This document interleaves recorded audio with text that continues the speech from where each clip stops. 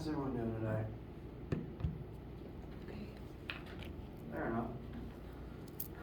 Any questions, needs, etc. before we get started today? Any possibly homework questions?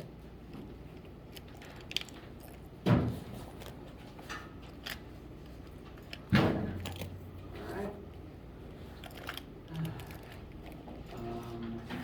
Just go ahead and mention updated practice questions for the upcoming test are now available on Brightspace. We'll look over those in the coming days. Just want to make you aware that they are there and they are updated to this year's course. Now for today,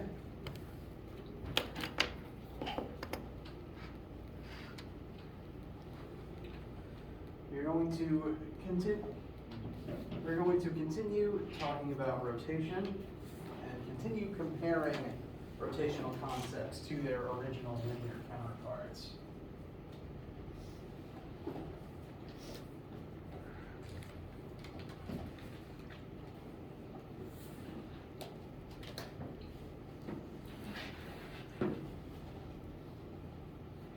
As I said, pretty much every linear thing we've talked about has a version within the angular world. And so similarly, most of the formulas that we've been talking about, force, momentum, kinetic energy, since they all describe motion in some way, also have angular counterparts. And so we'll spend the next couple of days looking over these additional concepts, talking about how these things we've talked about linearly apply within the angular world. So from these formulas, I'm just going to go ahead and add to this list of counterparts.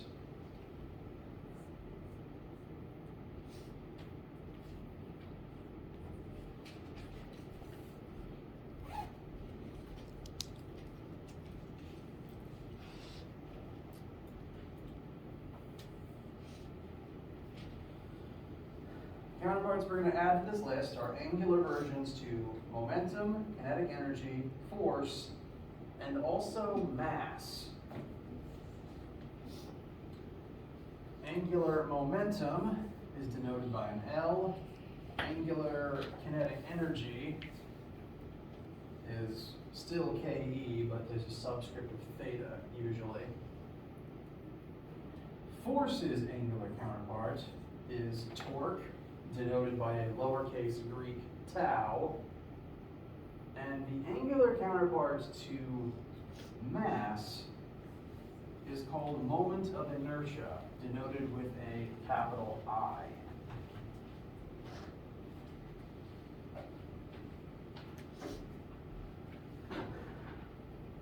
And before covering these other three concepts, I want to take a minute to examine the idea of rotational mass, what exactly moment of inertia is.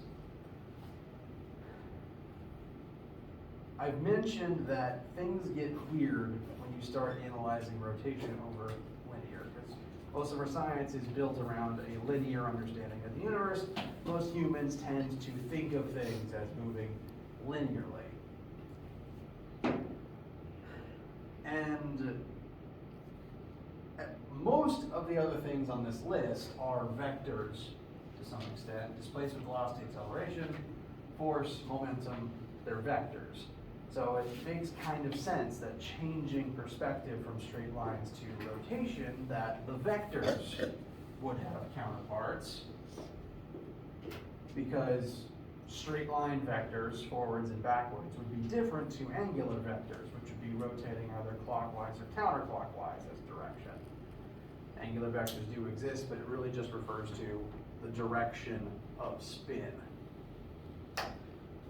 Mass having an angular counterpart is kind of weird. And frankly, I've been doing physics for a while, and I'm not a fan of the fact that mass has an angular counterpart. But the reason that it does is because the way an object rotates depends not only on its mass, but also the way in which it is rotating. Excuse me just 1 second, I need to find the bike tire that someone did.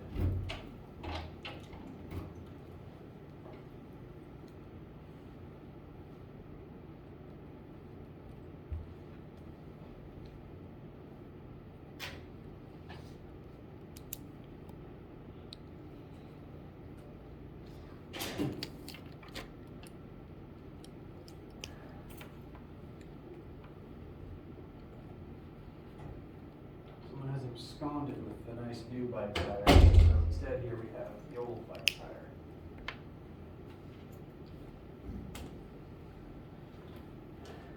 Now this wheel, oops, wrong slide.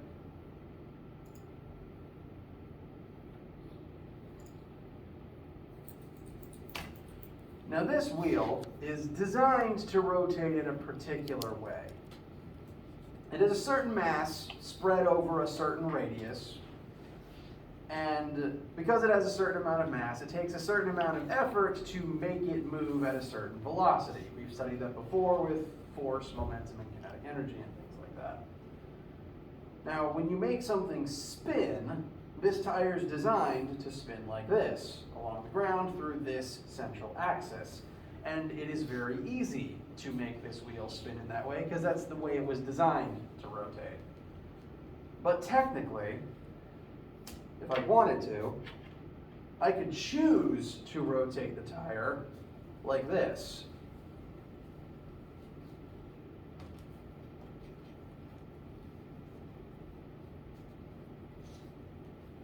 Is this any more effective than rotating it the other way? No, it's not designed to do this, and it's definitely taking more effort on my part to do it this way. Same if I decide to rotate it like this. This is not a good idea because this is not the easiest way to rotate this particular object. The way an object rotates, in addition to its general shape and composition, affects how easy it is to rotate it. Wheels, which is to say hollow cylinders, are easiest to roll like this. That's why we use them for that purpose. Any other orientation makes them more difficult to spin. But this is true of all shapes, not just wheels and circles. Every object has certain ways that it prefers to rotate through over others. In previous years, I'd use my phone for this example, but I don't have. Oh.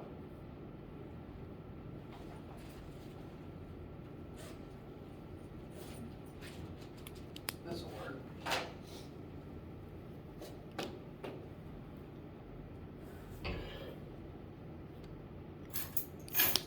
So, this is just a little hardbound notebook, and for the sake of what we're about to discuss, this object's shape is just I'm forgetting suddenly the technical term for it. It's a box. It's a large rectangular shape. And it's got certain dimensions. It's bigger in some axes than others. And I'm going to now rotate this a couple of different ways to see which axis is the easiest to rotate it through. First, I'm going to throw it into the air and spin it like this. And I want you guys to just kind of mentally gauge how fast it spins as a result of this particular orientation.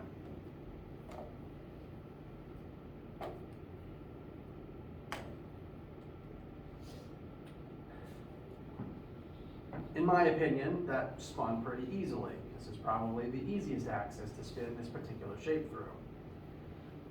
But now I'm going to throw it like this. Actually, that might even spin faster.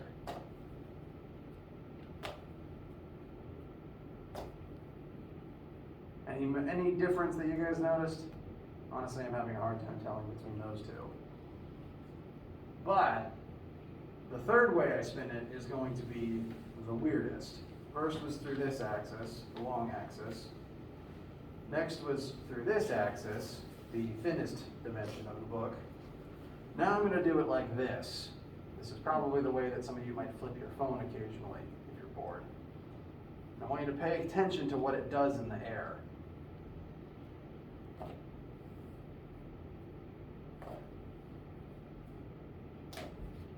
Notice anything different about that one?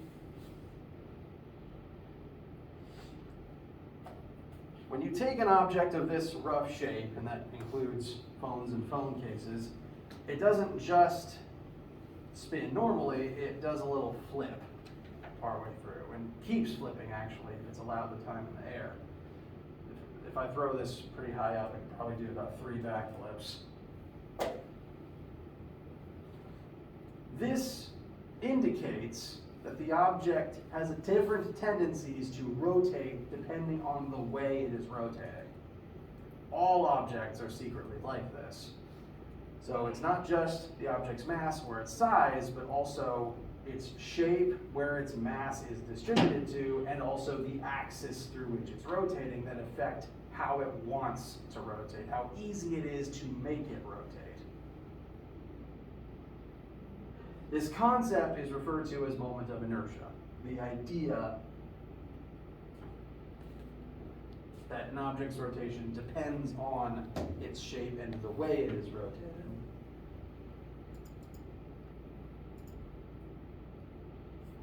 And every different shaped object has a different formula to calculate its moment of inertia based on its shape and the axis you are rotating it through. Every different shape has a slightly different formula. What's common among all of these different I formulas here, and if this is a little fuzzy for you, I apologize, but this page is in your formula sheet. It's one of the back pages.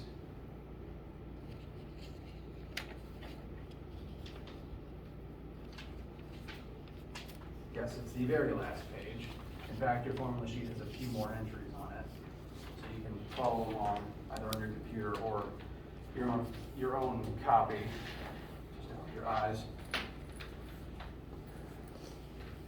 What's common among all these very slightly different moment of inertia formulas is they do all depend on mass and radius. Universally speaking, an object's mass determines how much effort you need to put in to make it move, and its radius determines the relationship between its linear movement and its angular movement.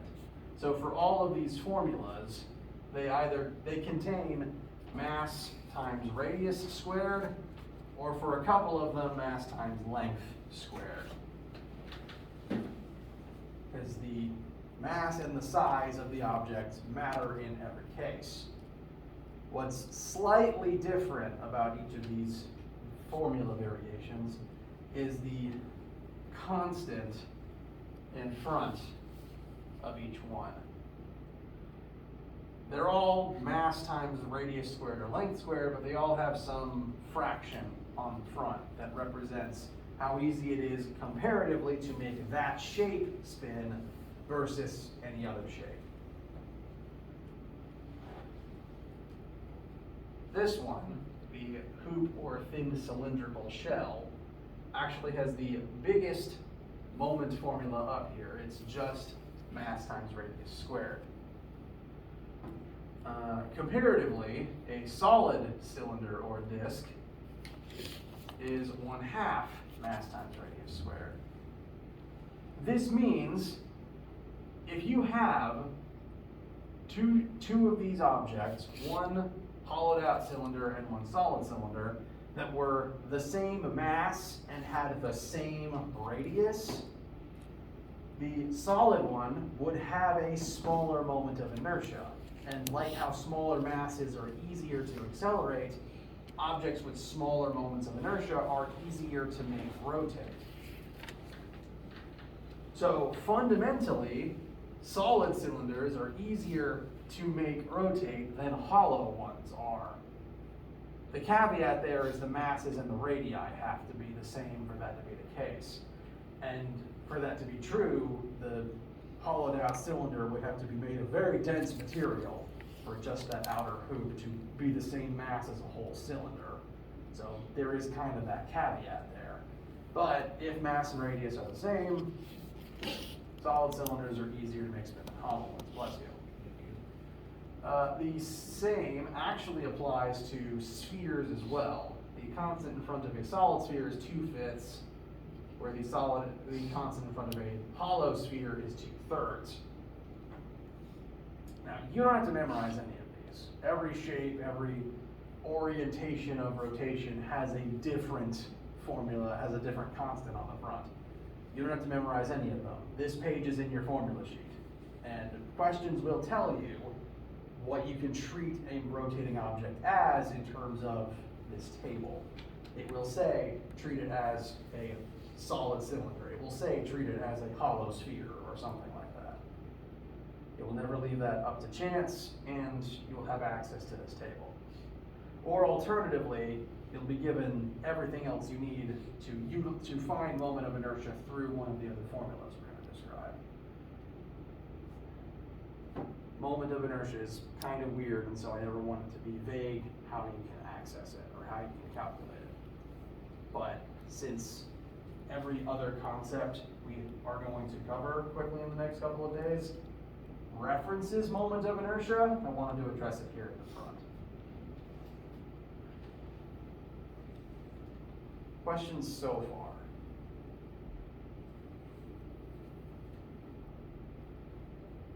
All right.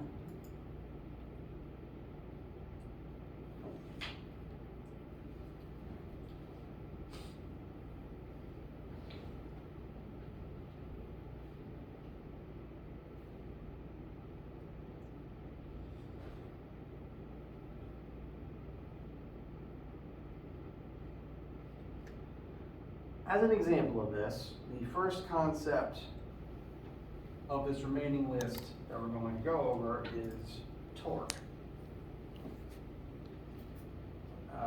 Torque, if you haven't had lab yet this week, is the angular counterpart to linear force. This formula currently on screen is the conversion factor between torque and linear force. This symbol here is lowercase Greek tau, and it represents torque in this formula.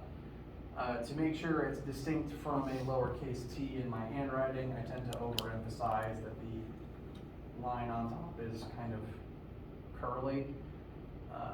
Again, in my handwriting, I try to overemphasize the differences rather than risk them in being subtle. So that's how I write lowercase tau. This is how Times New Roman writes it. And the idea of torque as the angular counterpart of force is, whereas linear force makes objects accelerate linearly, angular torque makes objects accelerate angularly.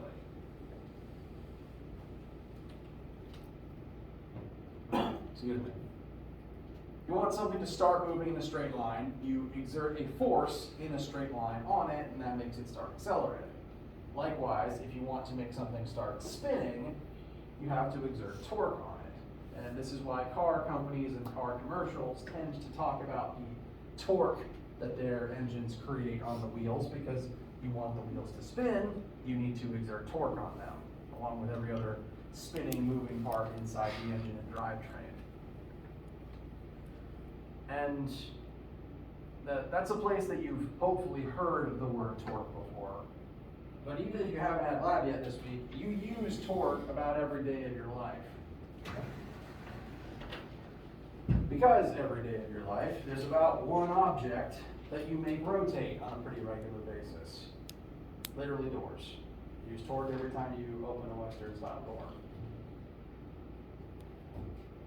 The formula that's on screen right now, the relationship between torque and linear force, says that if you exert a force at some radius from an axis of rotation, you will generate torque, and that in turn will make the system start rotating.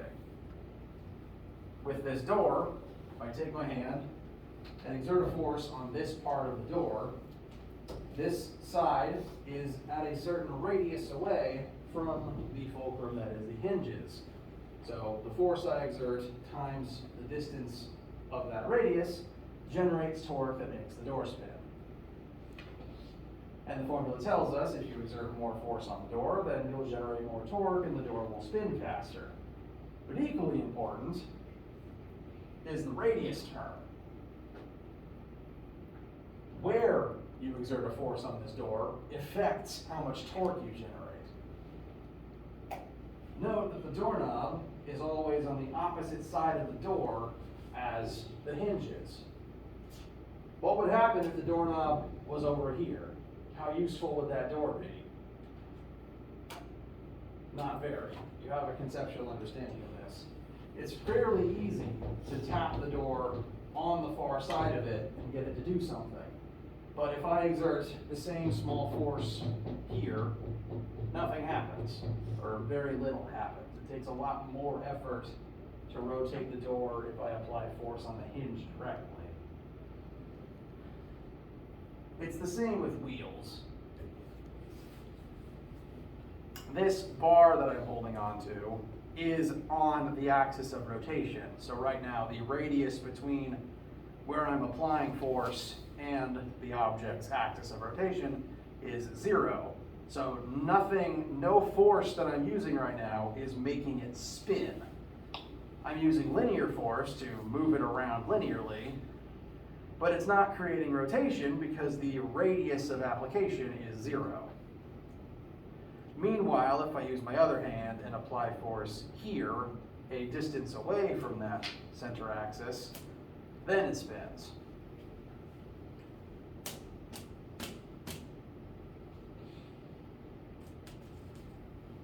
You use torque every day of your life.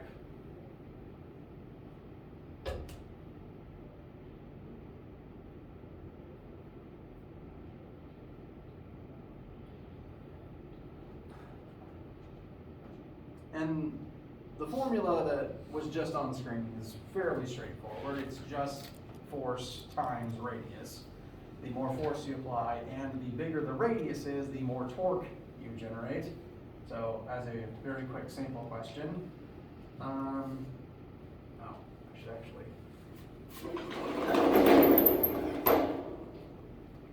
there's a word missing here, I apologize, or a picture rather.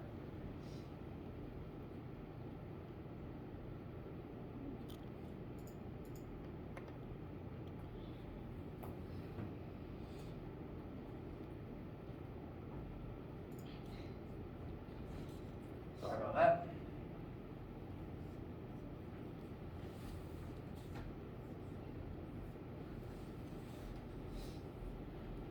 The entire purpose of, frankly, most tools that humans have ever invented is to use torque to your advantage to accomplish some sort of a task.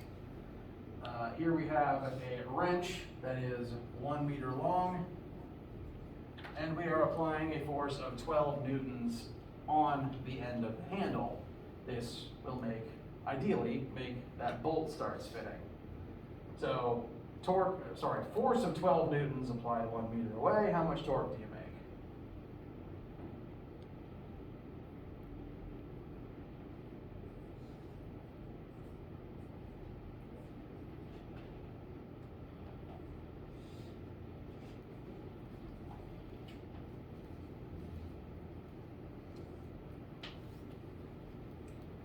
Times 1, in this case, is 12 Newton meters. Unit of torque is newtons times meters.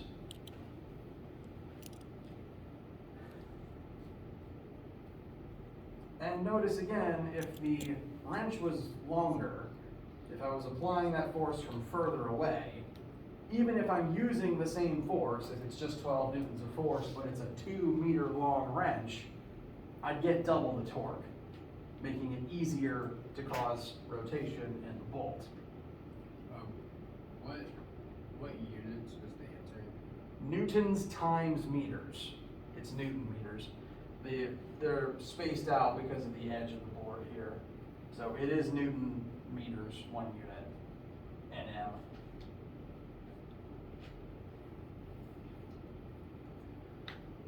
Double the length of the tool, double the torque. Likewise, if you shorten the length of the tool, you get less torque for the same amount of force. This is why wrenches exist in the first place, because if you just take your bare hands and try to tighten or loosen a bolt by yourself, that force you're applying is with a very small radius, just the width of your fingers. Whereas the wrench, being much longer, generates more torque. Pretty much all human tools were built to utilize this. Wrenches, screwdrivers, what's the word I'm looking for? Crowbars, that's the one. Don't ever deadlift a manhole cover, but a crowbar lets you utilize torque to move it and then slide it out of the way. Even sports equipment, baseball bats, tennis rackets, golf clubs, it's all force applied at a radius to use torque to your advantage.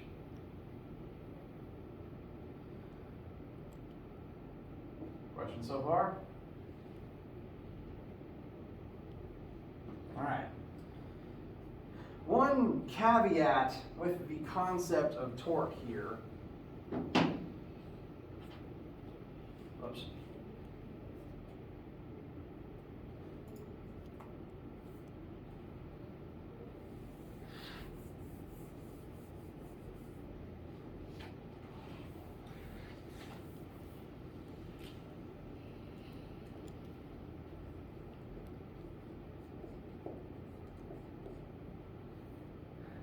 There's this perpendicular symbol in the formula that I haven't addressed yet.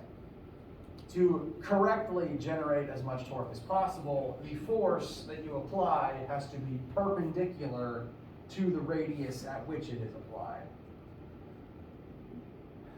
In the example I drew a second ago,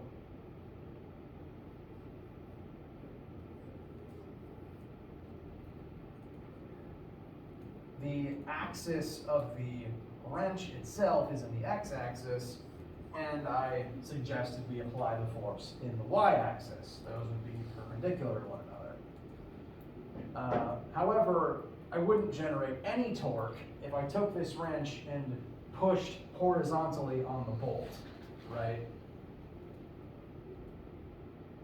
Alternatively, I also wouldn't generate any torque if I took this wrench and pulled backwards on it, correct? Neither of those would make the wrench or the bolt spin, because in that case the force would be parallel to the length, the axis, the length, radius in the formula. So to use this formula correctly, you can only plug in a force or a portion of the force that is perpendicular to R. And if the force is not being applied totally perpendicularly, you'll have to figure out how much of it is being applied perpendicularly. So in this case, same basic example, we've got a 12 Newton force being applied to a 1 meter wrench, but the angle of application is now 50 degrees instead of the 90 degrees we suggested earlier. I'll redraw this in a more traditional XY plane.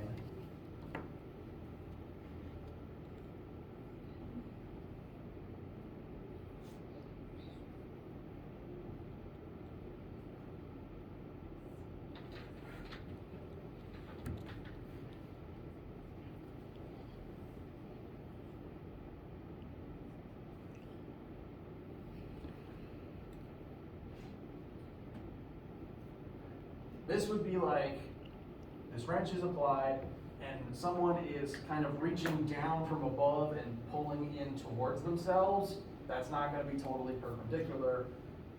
We're going to have to find basically the Y portion of this 12 newtons, because that's the only section of this force that is perpendicular to the horizontal radius of the wrench.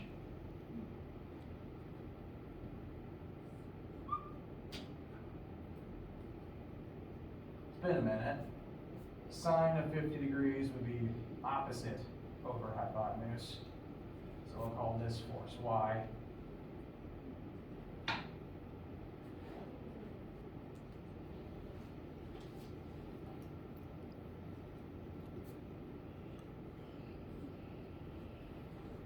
this would tell us how much of that 12 newtons is perpendicular to the length of the wrench, and then that would be the force we use to determine the torque produced.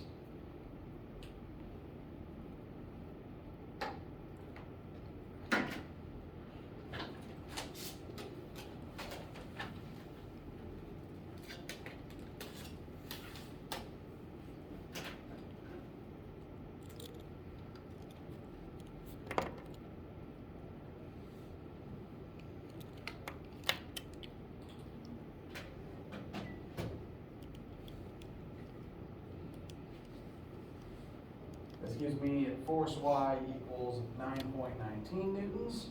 So that's the portion of the force perpendicular, and that would be what we multiply with the radius.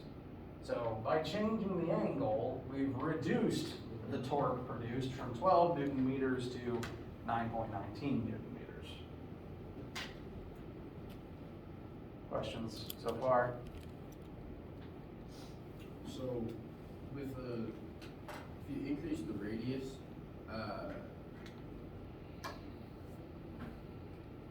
the only thing that would change would be the torque equation.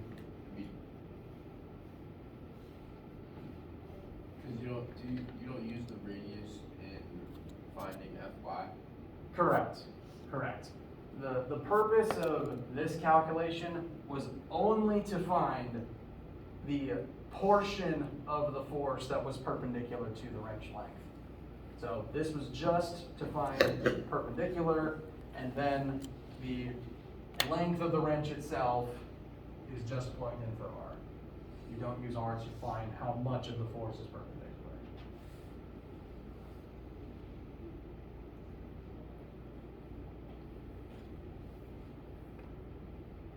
So just general tip, if you're ever using a door or a tool at any point, try to make sure the force you apply is as perpendicular to the tool's length as possible, and try to use the longest tool that you can. Furthermore, I suppose if you want to be good at sports, a longer baseball bat or a longer golf club might help. I guess Phil, so far. All right.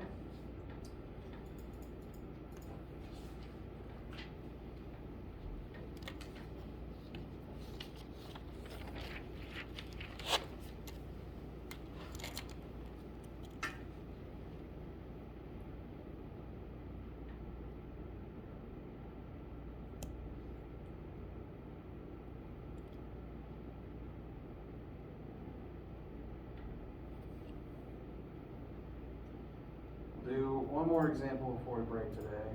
Just want to tweak one detail written in my notes. So 1 sec, I apologize.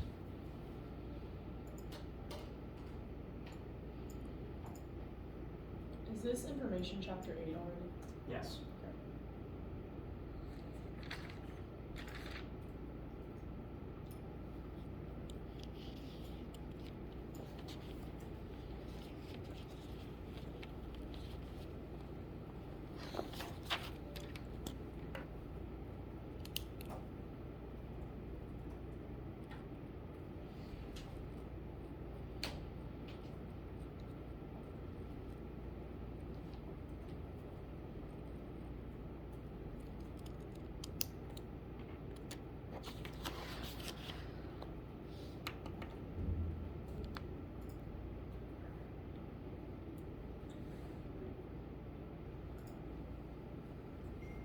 Do one more example, and this time we're going to factor in moment of inertia, because there's actually two formulas for torque.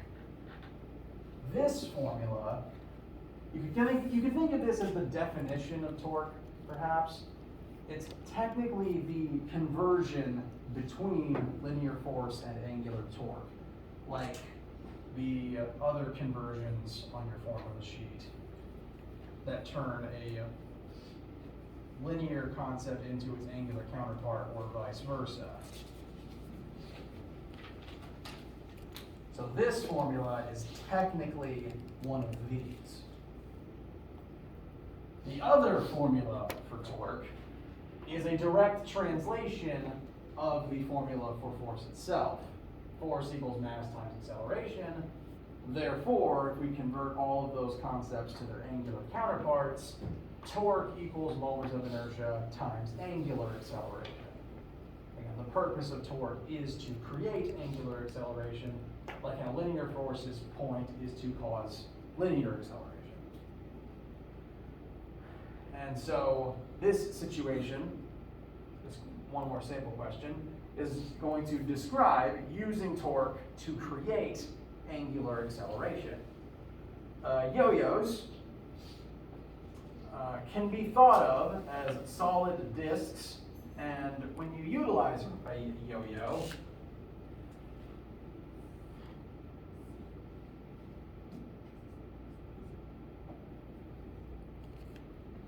the tension in the string is applied at a radius from the center of the actual object.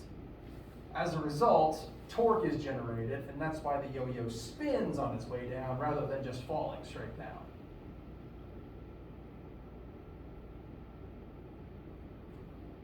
So in this particular case, we have a yo-yo of mass 0.123 kilograms. Oh, whoops.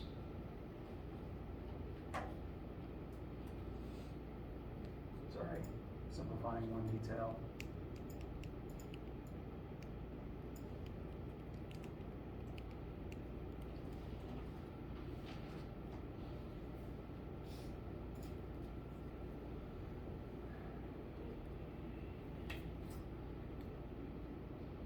So, we're going to treat our yo-yo as a solid cylinder, not an exact cylinder, but it's close enough for simplicity's sake.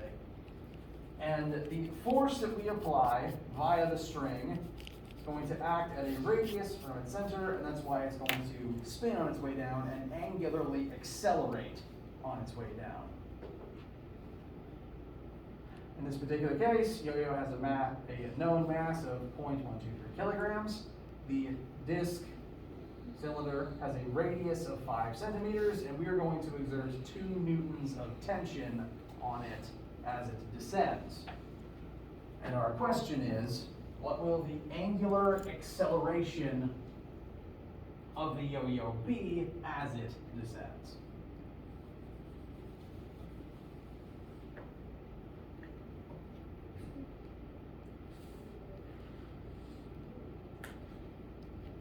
Now we know that torque is going to be generated here.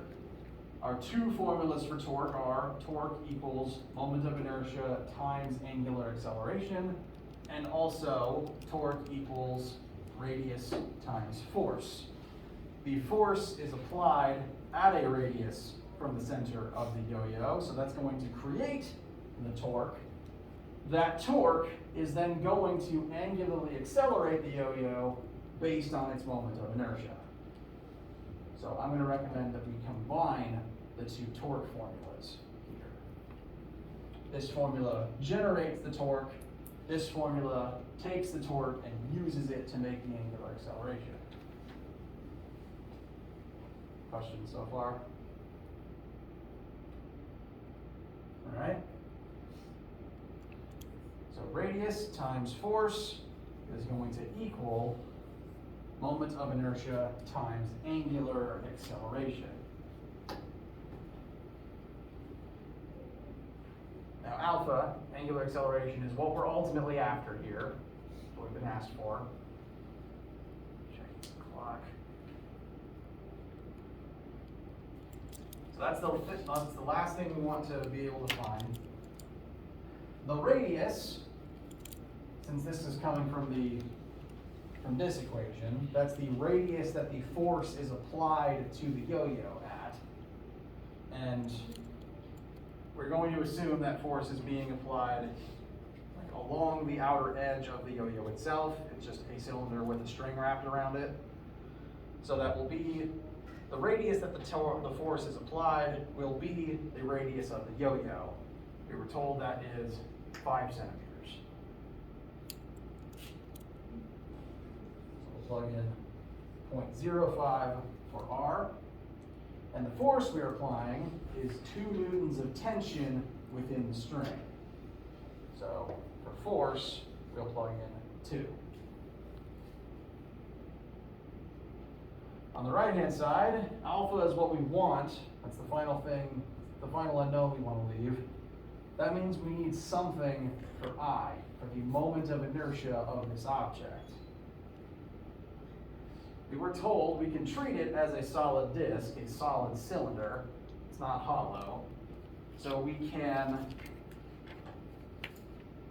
tab back to the moment of inertia table and see that a solid cylinder or disk, its formula for moment of inertia is 1/2 times mass times radius squared. So that will be what we plug in place of I.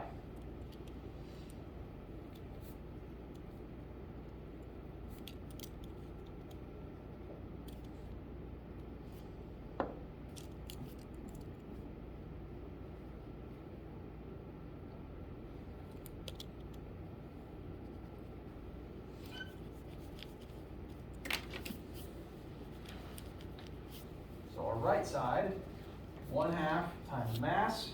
Mass we were given was 0.123 kilograms. Times radius squared. This is again the radius of the yo-yo itself, which is the same R we plugged in on the other side.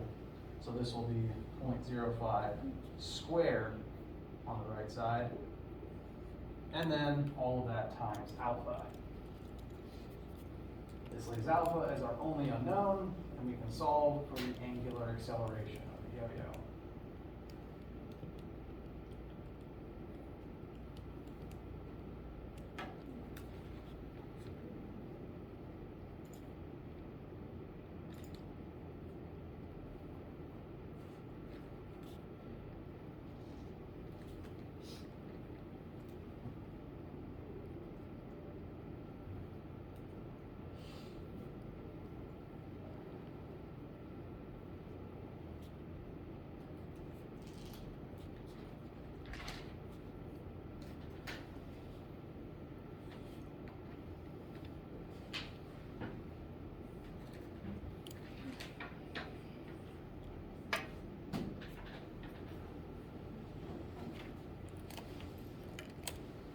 I've got about 650 rad per second squared. Does anyone disagree?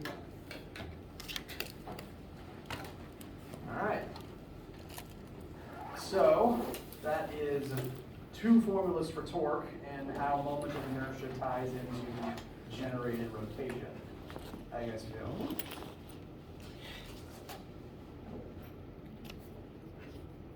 All right. Now, on Friday, we'll close things out. There's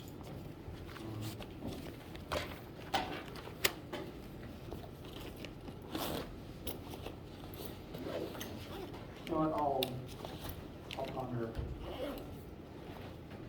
On Friday, we'll be closing out our rotation sections and begin moving into homework.